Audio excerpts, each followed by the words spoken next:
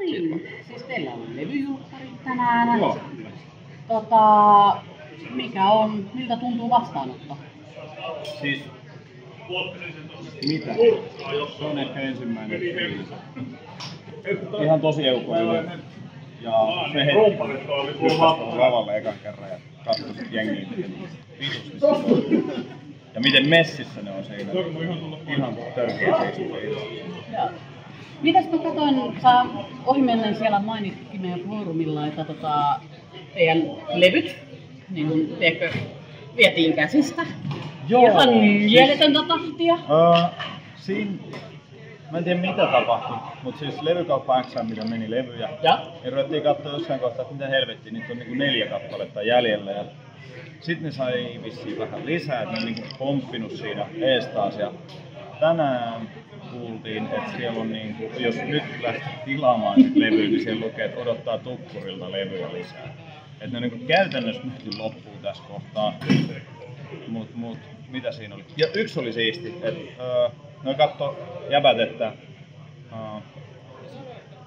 top 10 niin myydyimmät levyt tällä hetkellä. Me oltiin siinä 10 justiin. Eikä ihan huikeeta. Jep. Ja sitten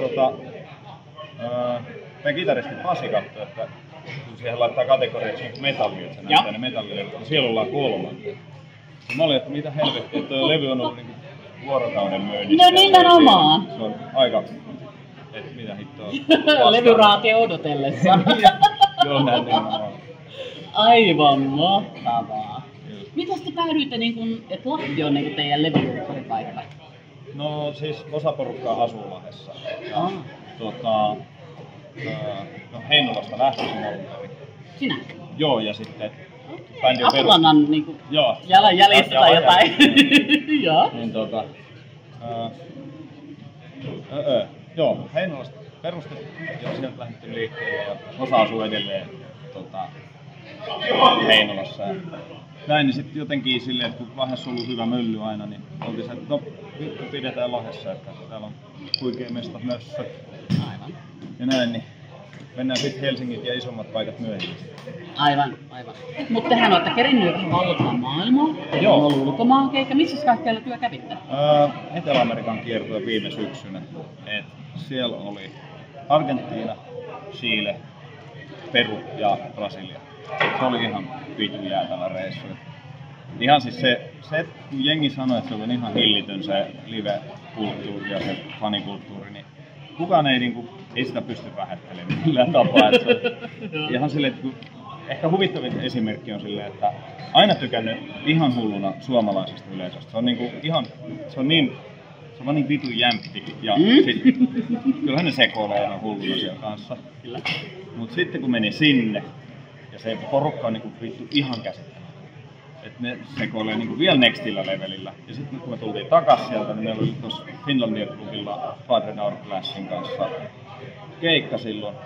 Niin se yleisö, mikä tuntui ennen helvetin isolta ja kovalta ja sellaiselta. Sitten katsoi vaan se, että mitä helvettiä? Pari hassua. Kerkes tottumaan jo siihen, että vittu siellä joku hyppää jostain lavalta alas ja tämmöstä touhua. Se oli ihan hullu touhua. Mut edelleen Suomen yleisö on yksi parhaista. Se on hieno. Kyllä. Mitkäs teillä on tavoitteet? Haluatteko vallottaa maailman? Haluatteko pysyä tässä Suomi-gamerissa? Laitetaan koko universumista saman tien. Oikein. Maapallo ei riitä, niin lähdetään sitten seuraavaksi. Kun tää on pyöräytetty, niin sitten vaikka Marsia. Mitä muuta galakseja tuolla? Alright. No ei. Joo, siis tosissaan niin Suomessa on saakelin kiva keikkailla ylipäätään. Et sit Suomen festarivedot, kaikki noin kiinnostaa ihan sikana. Ja totta kai eurorundit ja kaikki muut vastaavat siinä samassa. Eiköhän lähdetä pyörimään. Mahtavaa.